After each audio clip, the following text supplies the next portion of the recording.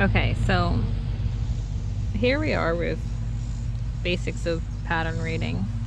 There's a lot of information that goes into reading patterns, and there's a lot of different levels of patterns. This is just going to focus on kind of the beginnings of pattern reading. So the first thing basically about patterns is you kind of just need to learn the language, and that's an awful lot of abbreviations and terms. So I'm just going to go through this list. This will probably have to be more than one video because I imagine the amount of information will just take a lot of time to go through. So your hooks will have sizes on them. You probably can't see this. This is a USH 8, which is 5 millimeters. They will have usually letters and numbers. There's US sizes, and then there's like UK sizes. And then your yarn also has sizes. This is a worsted weight. There's a lot of different names for the different types of yarn, so it can be confusing. But a thing to know is that even if you have a yarn that's the same number size yarn in a different brand or a different color, it might not still be the same size. And that is what gauges are for. So but just to go through the terms, one of the first ones you need to know is slip knot. I'll just demonstrate.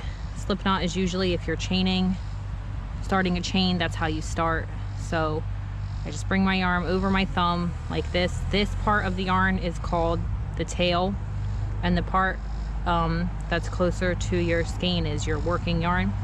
So then I just take my working yarn, bring it through the loop, grab that little loop and tug down. This is a slip knot. Then you put it on your hook and you pull your working yarn to tighten it down.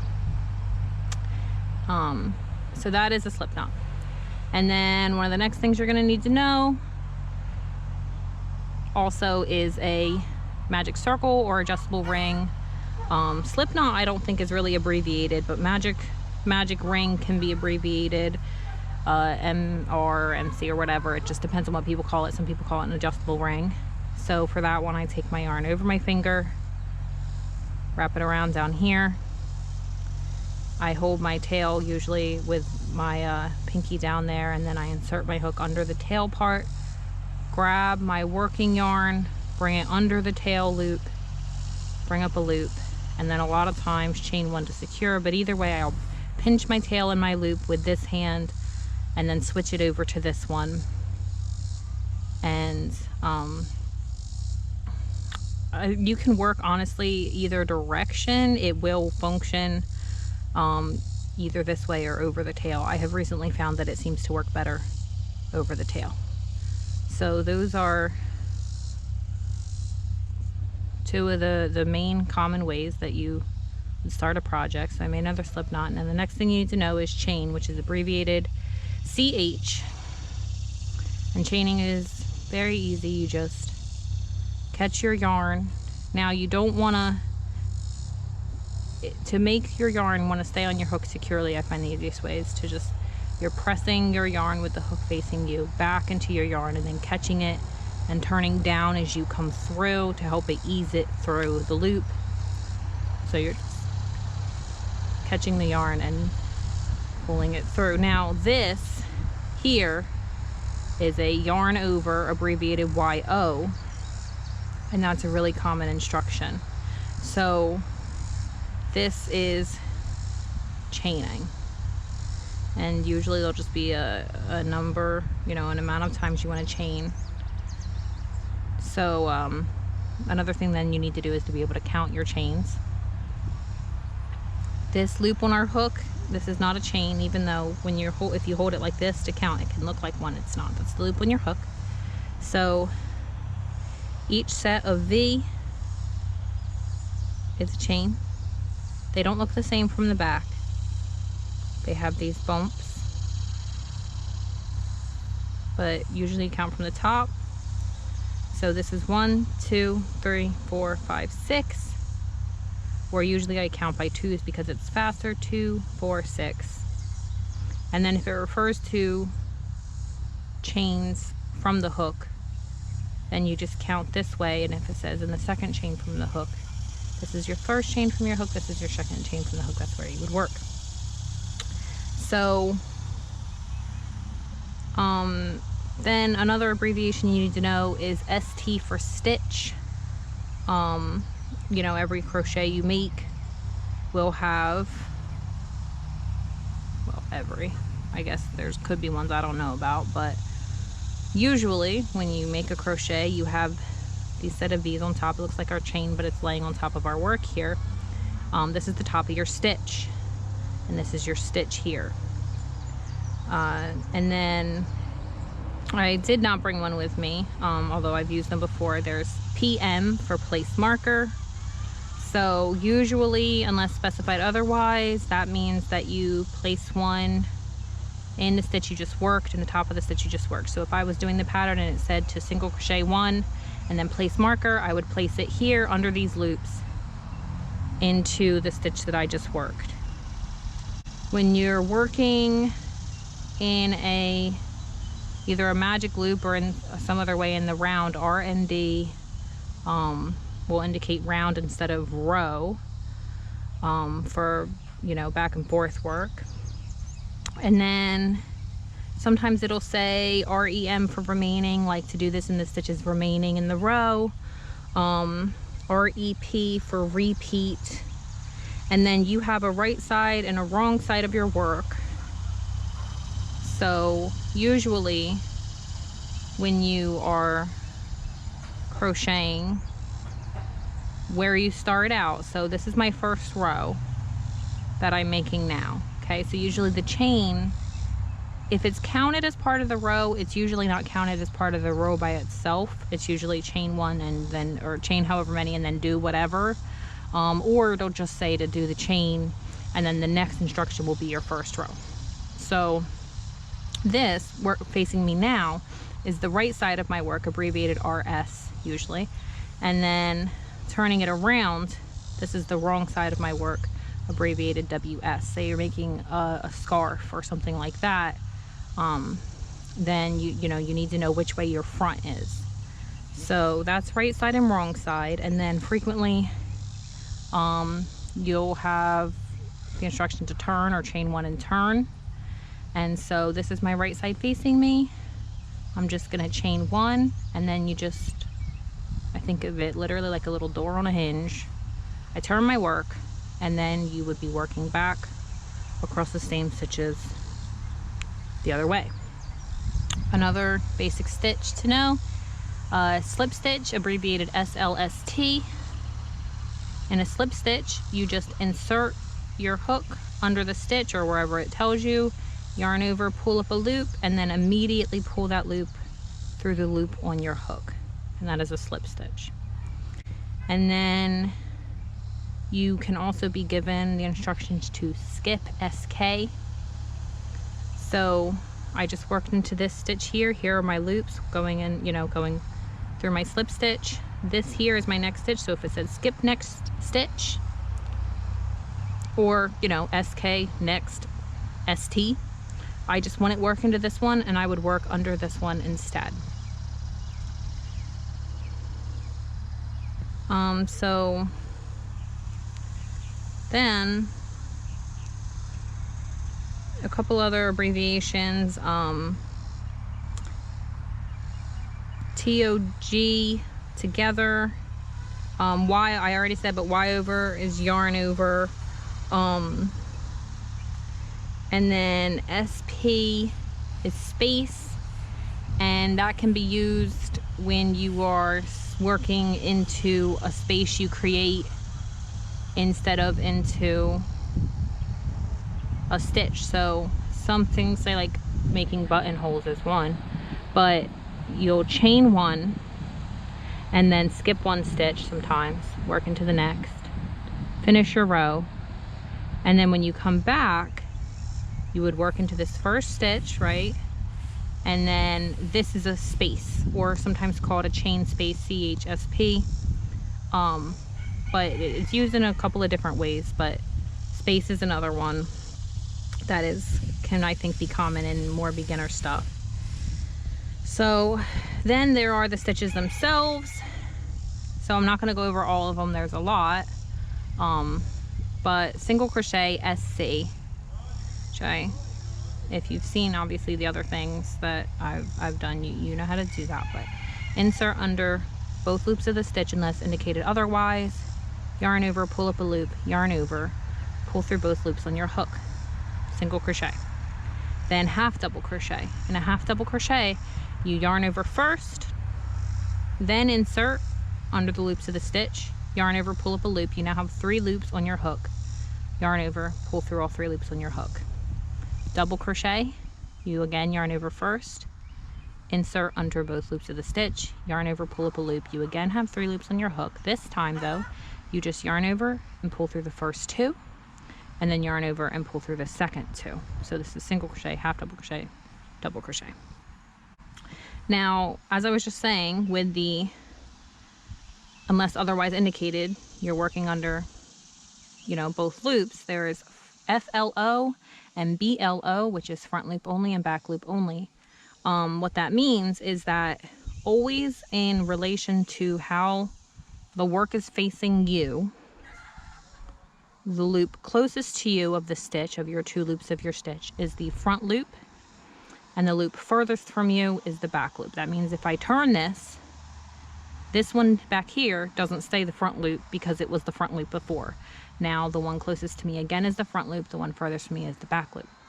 And that is, it's just the same as a single crochet or whatever the other stitch is, except this time instead of going under both, you need to come up through that stitch and go through the front loop only, and then complete your single crochet. Or if it says back loop only, you need to go through just this back loop. I find it easy just to turn my work a little so that I can see. Insert under the back loop only and complete my single crochet, and then that will leave, as you can see here, there's a line here, a stripe that isn't here there. That's the other half of that stitch. And then another thing that I do feel like is common enough is front post and back post, whatever stitch. So one thing that is kind of frustrating is that not everyone writes patterns the same way. Everyone doesn't even abbreviate the stitches the same way. So FPDC is you know, front post double crochet, but DCFP is also just double crochet front post. So a lot of these things, once you learn the individual abbreviations, a lot of the different stitches are just putting those together in an order, or combining them. So what front post means, and it is, I think, more commonly done with double crochet, but it's also done with the other stitches. So what it means is that you are, here is my 1 crochet, okay? This little bar here is my crochet. Here is a crochet. Here is a crochet. A front post means that instead of working under my previous stitch, I'm actually going to work around the bar. So a front post means that I do that from the front, and a back post means that I do that from the back. So I'm going to do a front post double crochet. So I'm going to yarn over, and I'm going to come around this stitch. I'm coming around from the front even though I'm going behind it, and I'm going to grab that yarn and I'm going to bring it around so that I'm looped behind, and then pull through the first 2, lose my loop in the process because it wants to be rude, yarn over, pull through the second 2, and then it has sort of these arms reaching around and holding that bar. So now I'm gonna yarn over again, but this time I'm gonna come through from the back. So I'm gonna insert my hook from the back to front in this area, and then I'm going to go front to back through this area. So I'm gonna come through here, making sure I get under both loops of my previous stitch. Then I'm going to come back through here, grab that yarn, bring it back through and up. Nope, see, that's not what we want.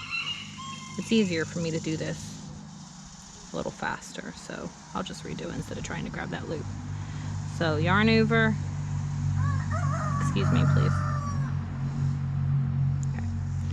insert back to front, front to back, grab that yarn, pull it through and up, and then just complete your double crochet.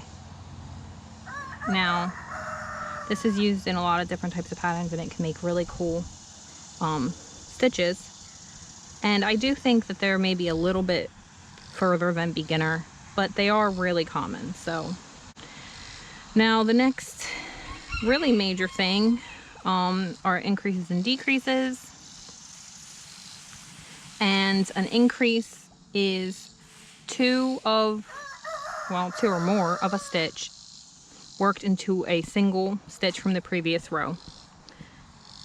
A decrease is one stitch worked across two stitches of the previous row. So I'm going to increase in these stitches across.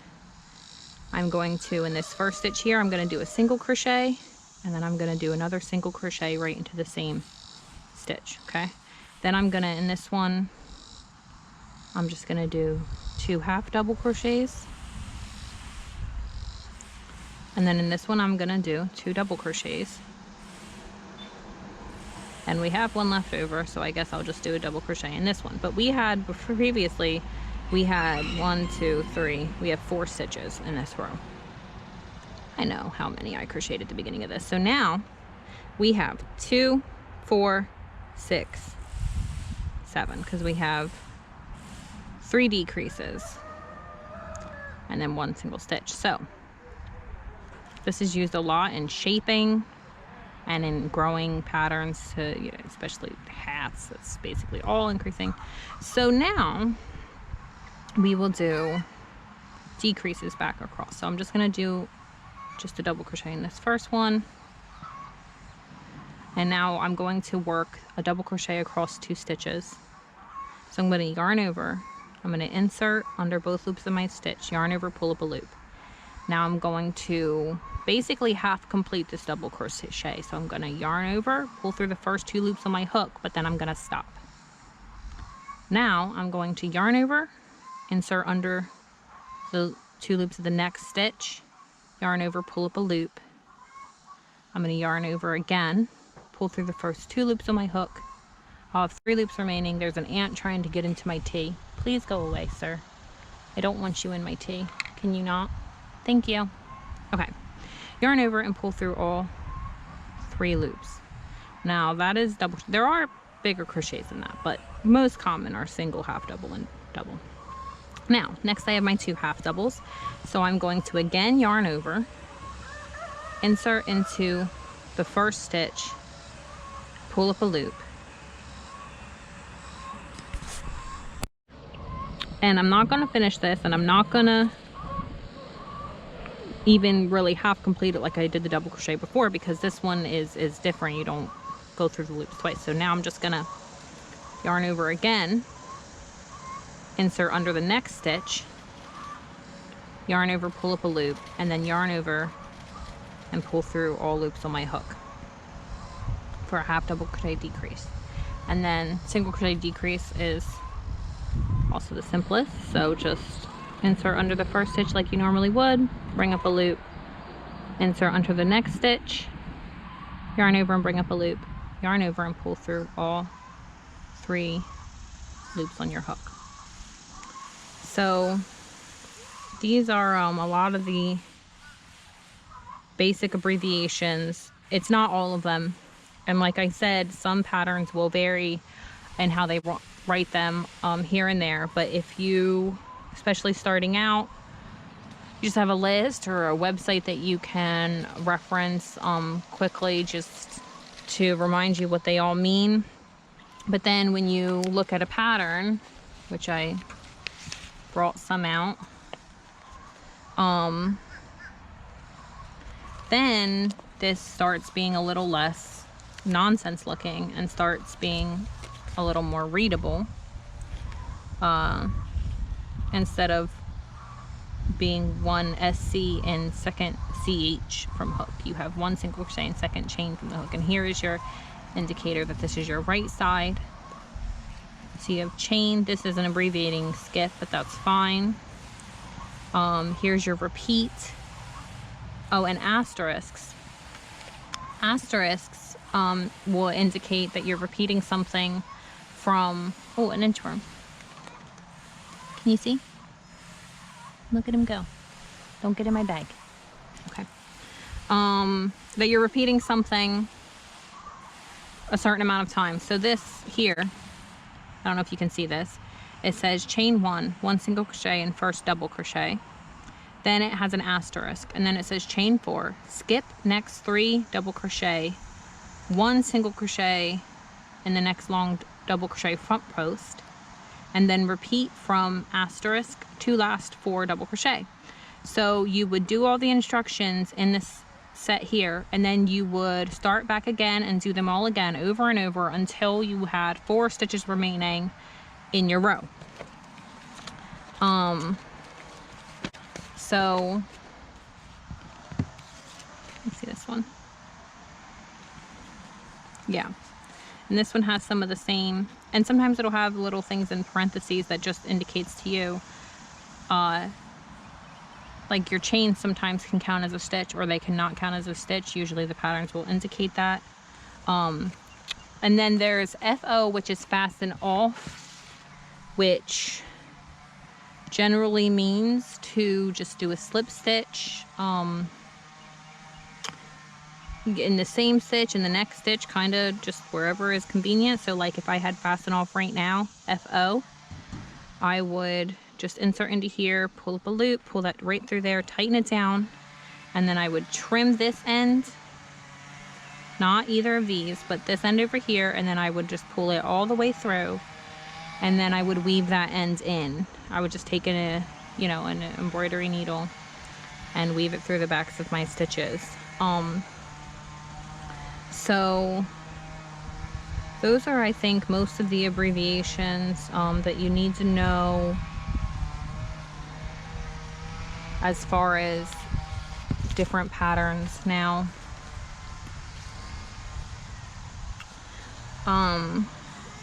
So just to go through some of these. So we have here, if you can see this, we have chain 2 and then an asterisk, and then double crochet front post around each of the first 2 double crochet. So in this case, half double crochet in the next double crochet around each of the first 2 double crochet, I would say. Then you're not doing a decrease double crochet front post. You're not doing 1 around 2 stitches.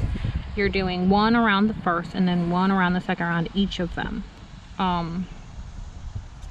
So half double crochet, HDC in the next DC double crochet, skip to DC double crochet. So that should make it a little bit easier, and maybe I'll pick one of these to kind of do a couple examples from. Let me see this one. Chain 22. I'll drop my hook on the ground. Come here, hook.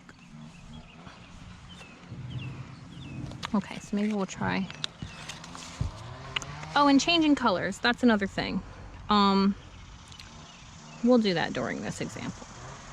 So if you can see this, I'm just gonna demonstrate a couple of these rows.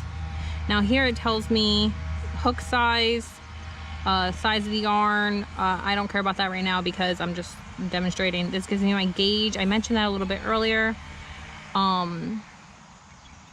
If you don't have the exact same yarn, brand and size as the one that the pattern indicates, you should check your gauge. It'll usually give you a way to check it. So this is saying 12 stitches, 10 rows in pattern, right? So then in this case, this is what our pattern is, and you would do a test of 12 stitches across and then 10 rows of it, and then you would measure your work in a relaxed, not stretched out way. You know, just lay it out and measure it and see if you get 4 inches and 4 inches. If you don't, it's too small, you could size your hook up. It's too big, you could size your hook down. but that's what you want to do for gauge. But anyway, so chain 22 is what this starts with. So we know we have to make a slip knot to get our yarn onto our hook, and then chain 22. So 1, 2, 3. I might just do the gauge instead because, well, no, I guess I'll do the full. Okay, 5, 6, 7, 8, 9, 10, 11, 12. No, that's silly. We'll do the gauge. Now I'm going to, let's see, if this is 12 stitches, single crochet in the second chain from the hook, and it tells me to chain 22, I'm going to chain 13 for this because we need a turning chain, which is just a little chain at the end that you use to have space to work back the direction that you came. So we're gonna look at this pattern here. Single crochet in the second chain from hook. Okay, so here is the second chain from my hook. This is the chain closest to my hook. We're gonna do a single crochet.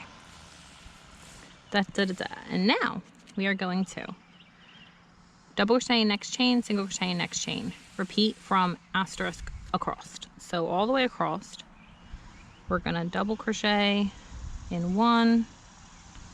We're gonna single crochet in another. We're just gonna alternate across. This is actually a really simple pattern to be demonstrating on, but I guess it's good enough.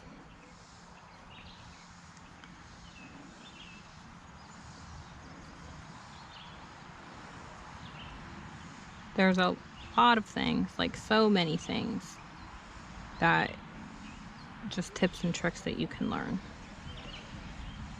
And this is just meant to be very beginner, you know, not advanced. Now,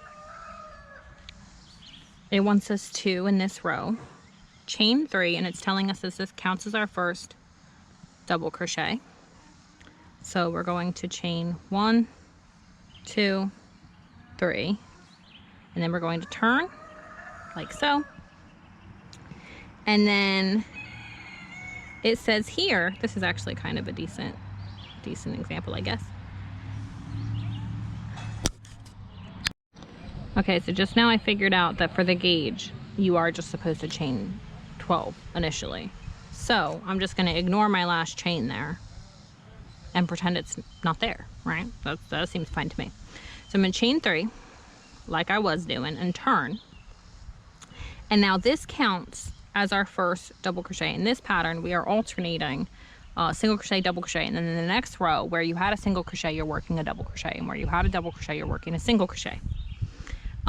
So I had a single crochet here as my last stitch, because here it says double crochet in next chain, single crochet in next chain, repeat across. So this little mini pattern ends in a single crochet. This counts as my first double crochet, which means I don't do a double crochet here. And then in my next double crochet, which is right here, I do a single crochet and then begin, you know, continue alternating across. And in this case, it says single crochet, next double crochet, next single crochet, repeat across, which means this time I will end on a double crochet.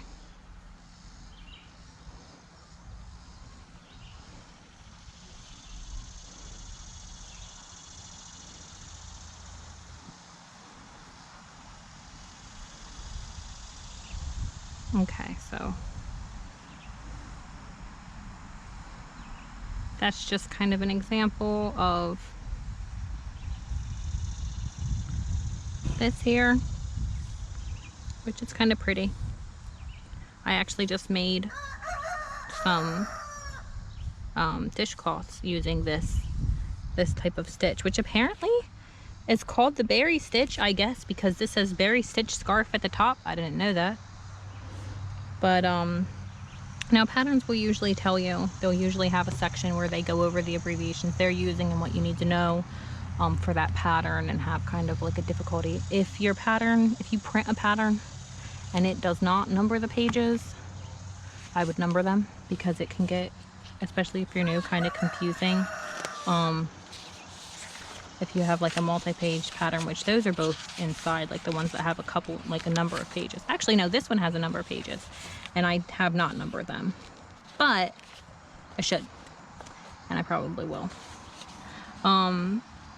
So yeah, then everything is just kind of like a grouping of those. Like this one, it says chain 2, and then it says double crochet front post 2 together, which is doing something 2 together is another way of wording a decrease, basically. So you're starting the first double crochet front post in 1 stitch, going like halfway through, and then moving on to the next one, so that out of 2 you only have 1 in the next round. Half double crochet in the next, half double crochet, skip 2, double crochet around each of the next 2, double crochet front post. So a lot of these, even if they look like complicated, and oh, here's the slip stitch, you know, it's just once you know the abbreviations, things are a lot easier to read. So I think for now that's all I got as far as starting pattern reading.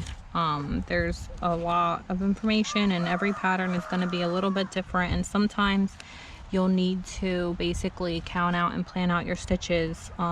If something's a little bit unclear, then, you know, sometimes you got to do a little sleuthing and figure it out. But oh, I've said this before, but if you have something where it says, you know, rows 2 to 5, and I know this might seem like it might be an obvious thing, but that just means row 2, 3, 4, and 5, you do the same thing. In that case, repeat row 1. So, you know, this is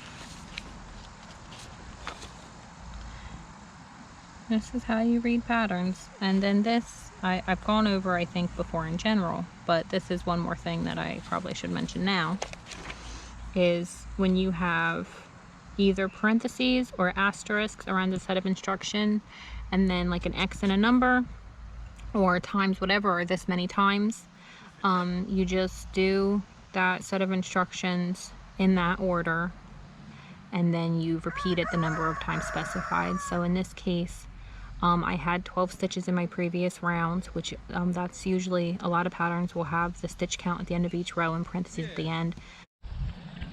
So this is you know, a set of 2 stitches, basically doing 6 times to equal 12 stitches in the previous round, but I would single crochet, and then in the next I would do 2 single crochet, and then I would do that 5 more times.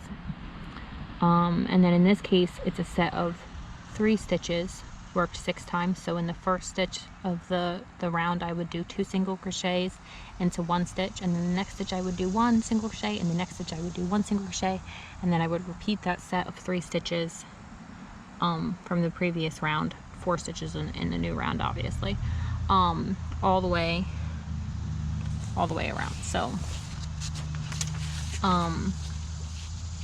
that's what I got as far as kind of like a very beginner. Oh, changing colors. That was the last thing, changing colors. Ha ha ha, look at my brain work. So there's a lot of different ways to do that. Here is one that I like to do. So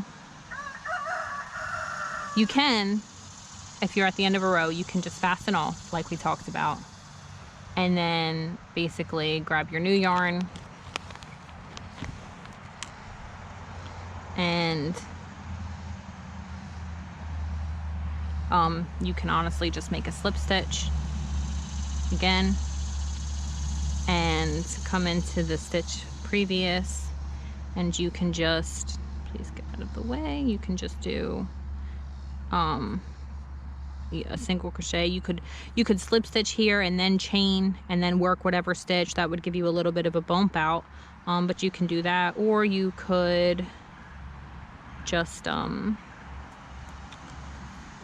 say, if you were starting with a single crochet, you could just insert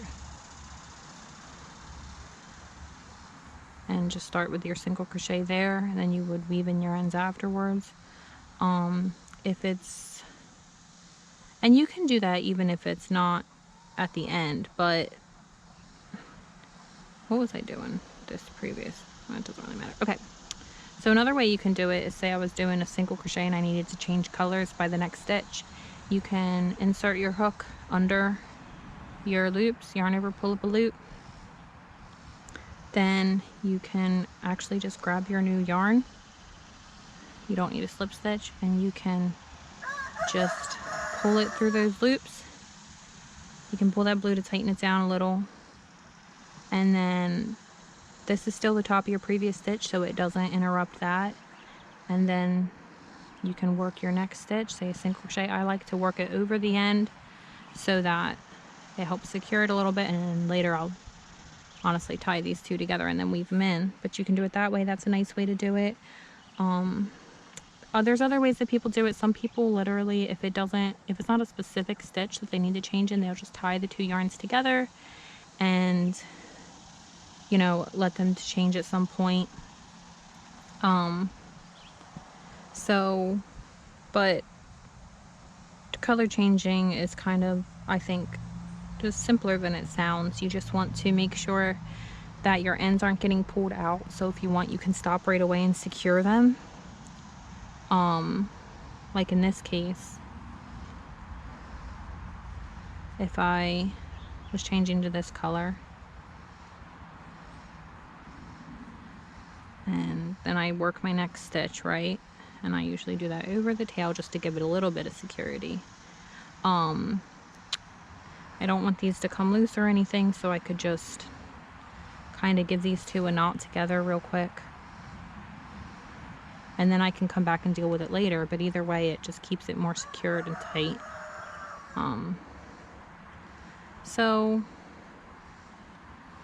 yeah, there's a lot of different ways to do those, but as far as kind of like an intro into the language, that's really the main things, and there's more abbreviations than that, but these are kind of the more commonly used and beginner ones. So just kind of learn your abbreviations, and that's how you'll learn to read them. So hope this is helpful, and I'll probably start, honestly, I'll probably start the angel kit today and try to get the first video recorded. So later.